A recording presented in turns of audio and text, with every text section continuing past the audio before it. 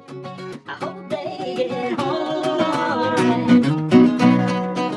Hey, Mr. Spaceman, won't you please take me along? You don't do anything wrong. Hey, Mr. Spaceman, won't you please take me along? Alright. Dying. Live from the state of Jefferson. This here guy's Rob. Hi, I'm Rob. And I'm Rob. This is E-Bob. E-Bob. E-Bob. E-Bob. Rob Bob. E-Bob, Rob, Bob. E-Bob will do. Well, anyway, so we're here today. Coffee off the set. What? No. The coffee's going to get cold if I take it off the set. Okay. Let the man Oh, make that's his right. coffee. You're the director now. Oh, That's right. you're the director. This is a freaking outtake. Okay. See, I get my way with the coffee anyways. Damn it. You just go ahead Reminds and be me of a resistive. cup of coffee joke. You just be resistive. A what? Resistive? Resistive. You just be resistive. Okay? I'm just trying to drink my coffee. I know. Yes, see. It's You just... have an addictive personality. You're addicted to coffee and sugar and corn syrup. Oh, well, and GMOs. stop there. And ABCs and alphabet soup. I am the antagonizer. I stop flow. I make shit. it all That's not really happen. looking backwards, Anytime man. you start to focus, See, that's I come exactly in the and offer point. static. That's right. Therefore, And now- interrupting any creative and now abilities the from back- happening. Now my back really hurts. So it's probably a good thing. Did I take that pain pill? Yes, you did. Well, no, I saw you break a half and then play cat and mouse with me, but because I couldn't make up my mind. Actually, you can use that, Terry. Because I just illustrated your point about psychic disturbances. Absolutely, absolutely, and we're still rolling, so we can. Yes. We are using it. Okay, so don't say anything incriminating. Yes, right. So, Yes, indeed. so Incriminate not thyself. I just got a couple swallows left of my coffee here, folks, and then I'll be back in the middle there. After these messages, we'll be right back. Oh my God! Welcome to TV Land. Once again, everybody had their corn syrup? You got a cup of coffee? We're not on. Yeah, I You've did. called break until you finish your coffee. I'm just reinforcing my own rules of etiquette for the stage and finishing my coffee too.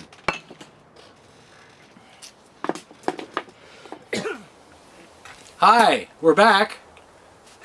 We're back from the place where we went, which we're not sure exactly, but it doesn't matter. Okay, so this is all related to one of the most important things that people around the world are going to discover if they haven't discovered already, and it's about their own power as human beings and how we use it and abuse it. And we're trying to do an illustration of mutual empowerment through balanced, dynamic conversation and giving everyone involved in the conversation an equal opportunity to participate.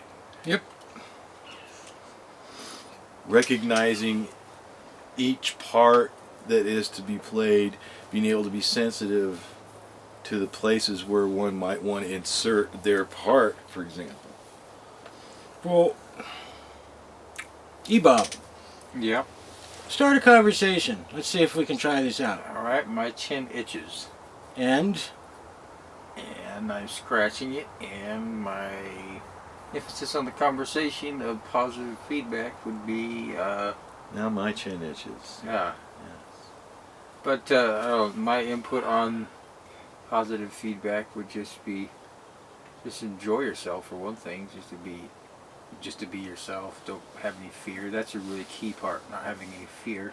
And part of it, yeah, in terms of having a balanced, equal conversation. And thus faith, not sounding religious or fundamentalist at all, thus faith still, or trust if you prefer, trust, which is pretty much attributable to the same word as faith, so whichever the audience or. Yes, faith and trust. They both work together hand in hand.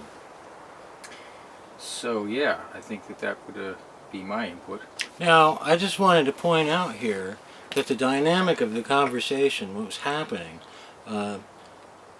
Mr. Ebe was taking first place in the conversation, and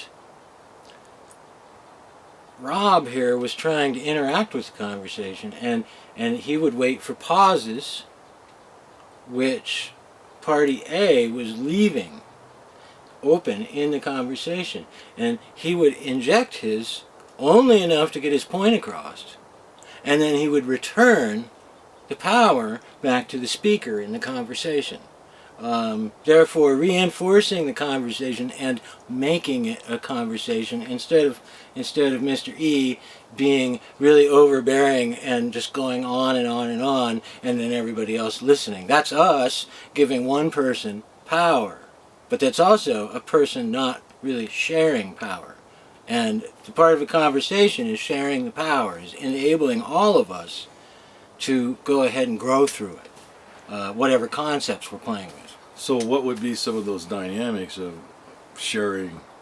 It seems to me that it would have to be with some sort of focus that everyone would share in the conversation, like a subject, for example, that everyone was communicating their perspective, point of view about or on, because we're not that's what a conversation, that's what the sharing is.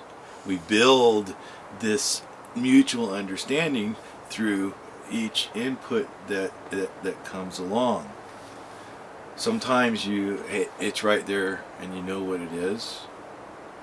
Sometimes you feel, and particularly if someone else feels the movement to speak, then that's usually a sign that they have something to contribute, and everyone has to be sensitive to that, and it's practice. So, what you were saying?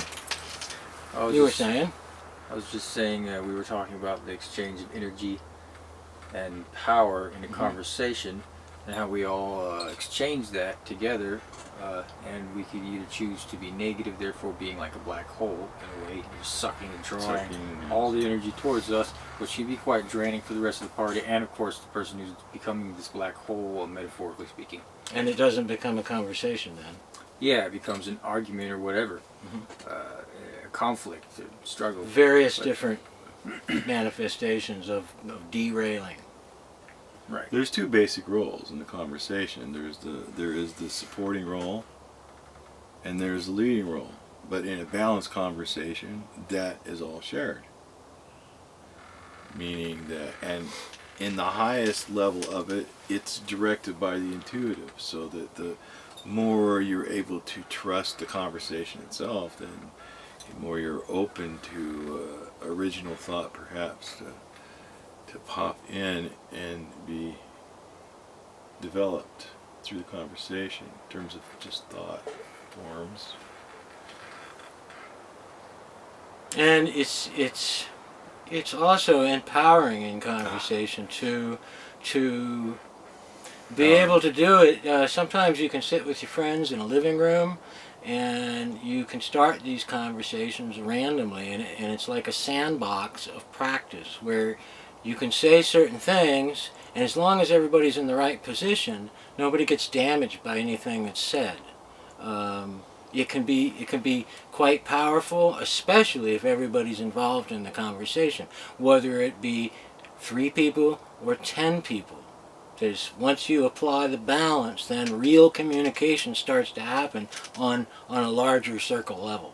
Yeah, it's like a game of hacky sack, kind of. You like hit the hacky sack and then you pass it on to somebody else. And try to catch Exactly. it, and they hit it for a while.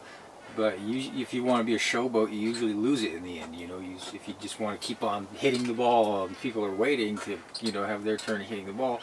You're just bouncing everywhere. So then eventually you lose the conversation. You lose the ball because being a showboat.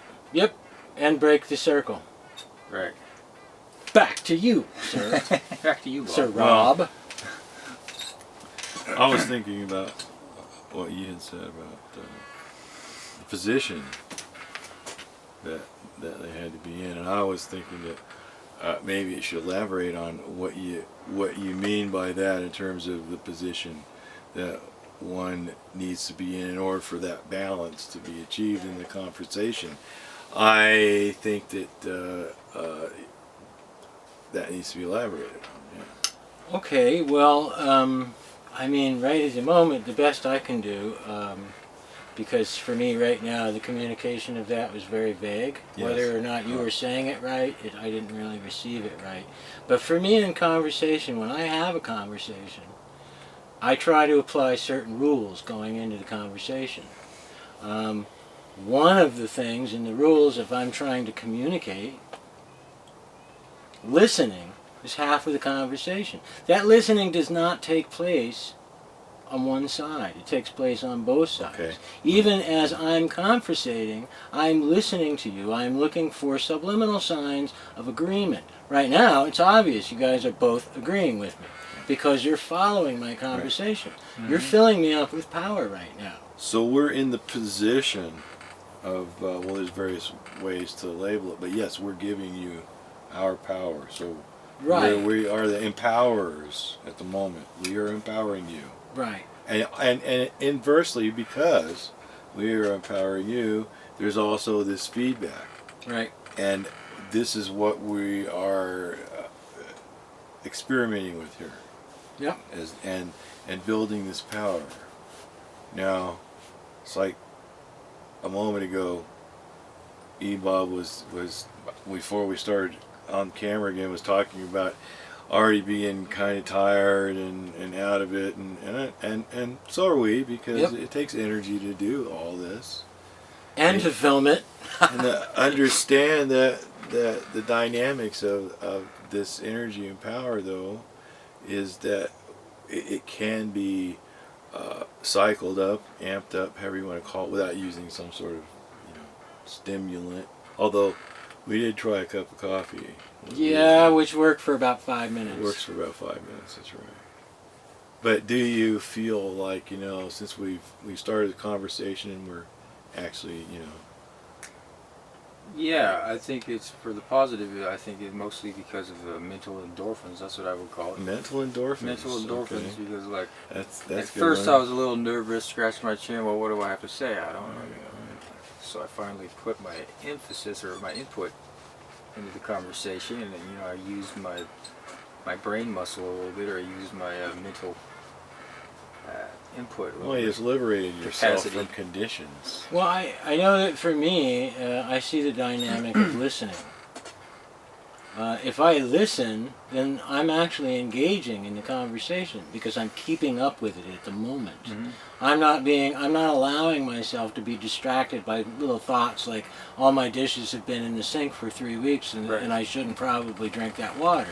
I'm not somewhere else thinking. I'm doing my best to empower that person that is speaking to focus on what they're saying so that I can be a part of the conversation on this side of the conversation, which is the listening half.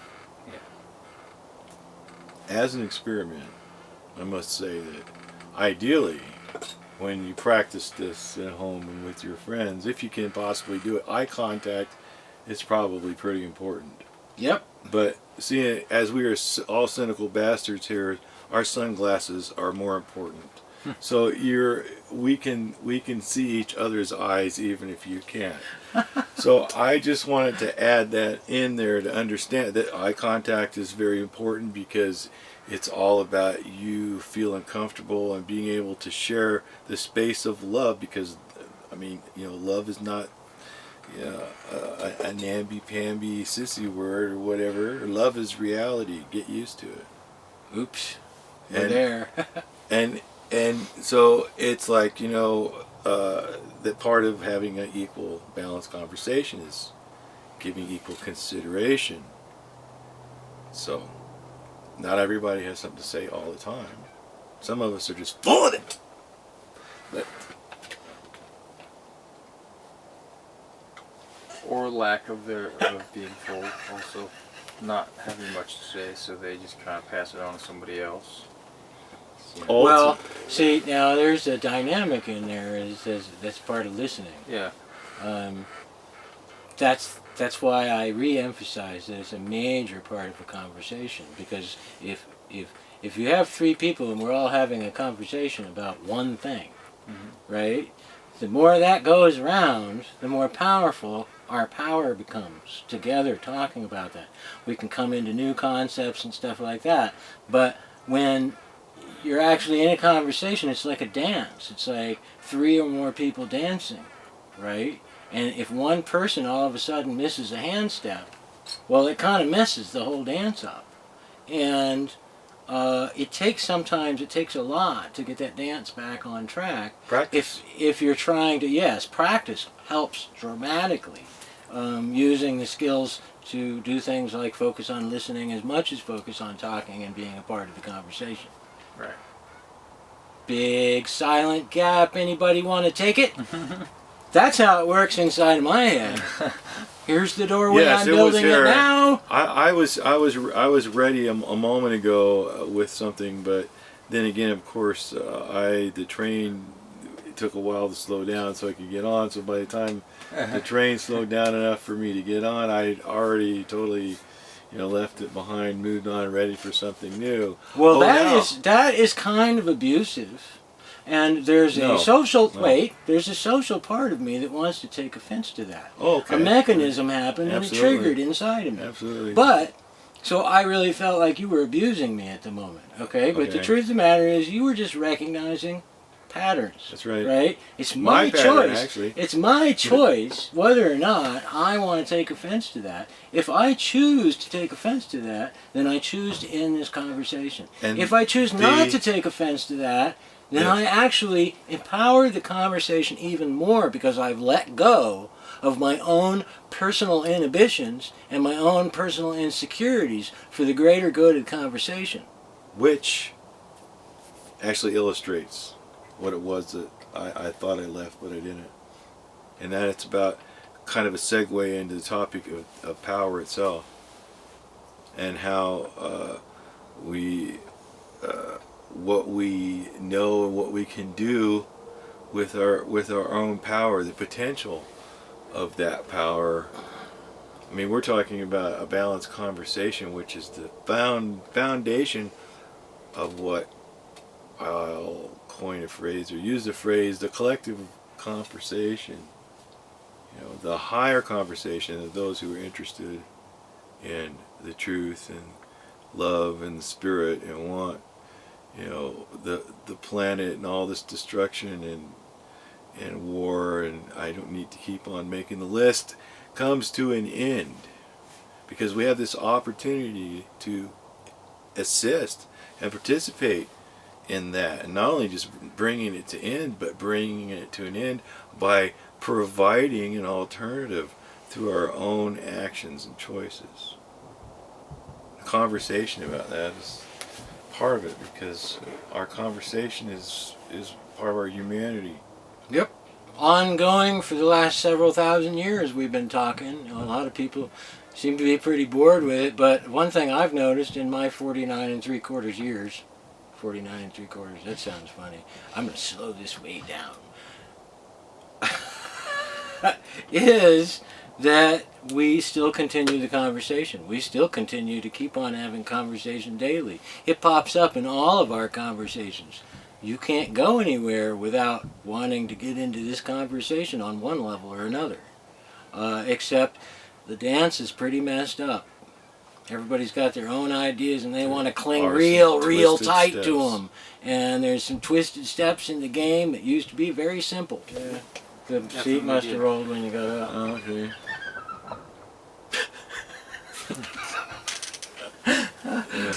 The natives. So we were talking about power, personal power, the Giving and receiving giving, of power. receiving, and in terms of the conversation, and how that conversation was important towards the advancement of the entire human race, and even the saving of the planet, and however terms you want to put it. Yes, believe it or not, all that from simple conversation. I've recently kind of had some understandings of, I've always wanted to be a part of the protests. I came of age right after the protests were kind of winding down, the beginning protest, and I realize now in my life, after watching this for very many years, I've been watching this whole phenomena happening in our society, and I realize that the answer is not really to resist. At one time, it was an answer to resist anything you didn't agree with. Now it seems that the answer is that if you disagree with something, just don't engage in it. And if we all do that together, and I want to use an example, I know it's a pretty big one, but big oil. If we all decide at once, in unison, that big oil is not our friend anymore, then we take our power from big oil and we capture it back into ourselves, and we can make the decision on our own future and our children's future on this planet. But if we continue to allow things to go like they are, and we uphold confusion, and we just keep on paying into the machine, then we're going to lose the rest of the power that we have. It's that simple. But the good news is that there is a total renaissance in power and understanding of power that's going on. There's a new renaissance. Yes. And the importance, and it may be a decade or so late into hitting the general consciousness, but we are in a process in an age of solutions instead of an age of problems. Yep. Even though the problems that accumulated over thousands of years that have ended up to get us into this dilemma that we find ourselves in politically, socially, spiritually on planet Earth, we have reached the point where the consciousness is rising up to meet the challenge. And rising up to meet us inside. And the basis of it all has to be understood, and you can't understand it with just a word. But if you understand what the word means to you, well, the word is love. Love is the bottom line. Without that understanding, everything that we are experimenting with, that we are succeeding with, that we are practicing, and ultimately that is the goal here, is to practice. And let it be known, we're not talking about Walmart love. No. That's out of the question. That's not working. Love is not something you can buy in a store. Love is not something you can keep in a jar on a shelf. You can't hold it in your hand unless it's warm and has a beating heart. Yeah, though your Or mind may it's a tree or something similar. though your heart. I got this little thing that goes like this: though your mind may think, though your heart may feel, the spirit's just a shrink. Love's joy is all that's real. Kind of goes like that. Spirit's just a shrink. Yeah. Love's joy is all that's real. Love is joy is all Love's that's real. joy Love's is all joy that's real. is all that's real. Yeah. Okay, that's nice. Yeah. Say it again, slower. Though your mind may think, and though your heart may feel, the spirit's just a shrink. Love's joy is all that's real. Nice. Nice. I'm going to check the... That's what the bugs are saying. What are you doing? What are you doing? What are you doing? What are you doing? How come your eyes leak? What are these holes in your face? We're bugged. I am been Is bugged. that running thingy? We're in the bugs. The bugs have set in. We're attempting to control our own space. You know what I call that? What's that? The flight of the gnat. The flight of the gnat, yeah.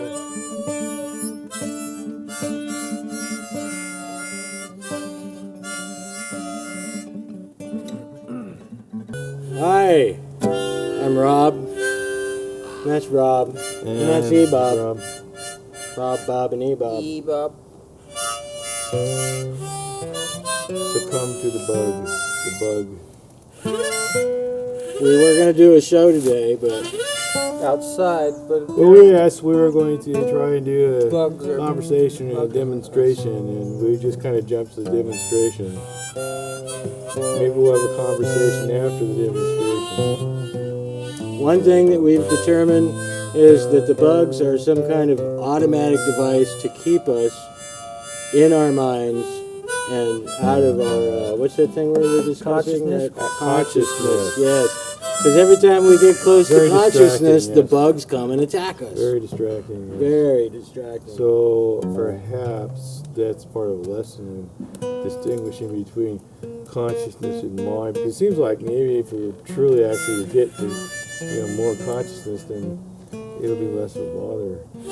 For example, I'm sure a lot of people have heard the story of the Australian outback. You could like stand up on top of a little hillside with his spear and his foot rest up against his thigh, and a fly could walk across his eyeball without blinking.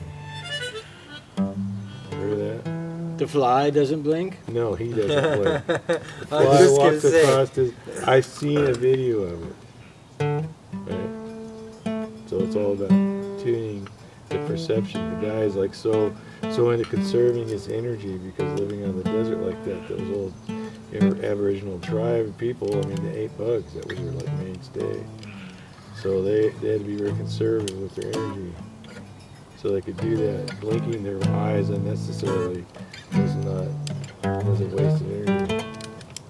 So a fly could walk across their eyes without blinking. Imagine how sensitive your eye. You just somebody put their finger up against your eye. Just the closer it gets, the more you're like got this totally subconscious. So bugs take that close proximity. They activate that proximity detector, and that proximity detector is like going off because these bugs are hitting it. So what we have to do is somehow get our consciousness above the proximity detector, in theory.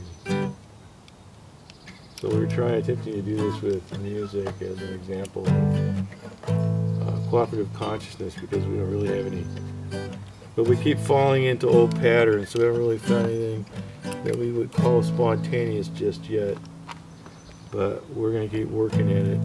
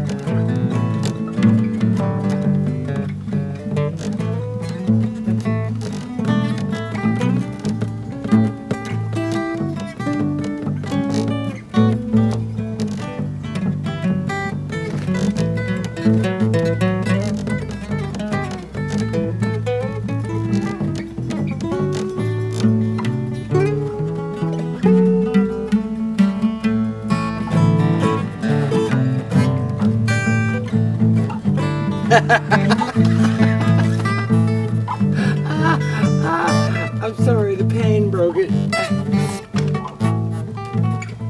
Can't break the lock.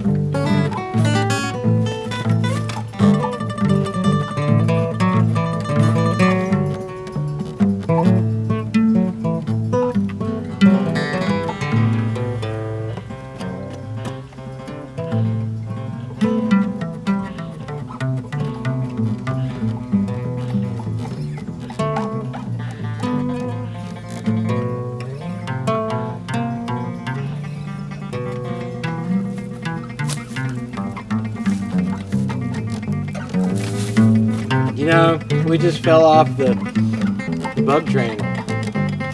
Right in the middle of that, the bugs weren't bothering me at all. And I fell off of it, and the bugs are all over me. They're all crawling on me now.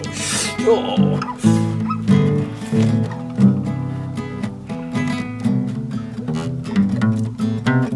Those X-ray glasses? No? What? Are you naked?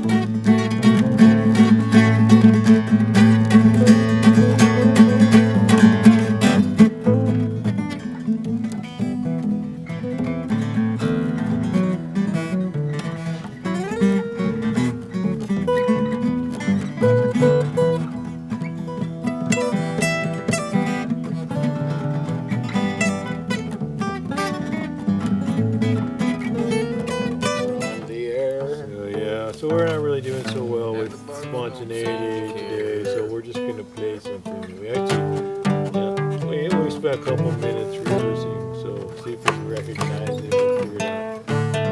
I wish I had Jesse's girl. Jesse's girl. I always hated Jesse. I hated that song.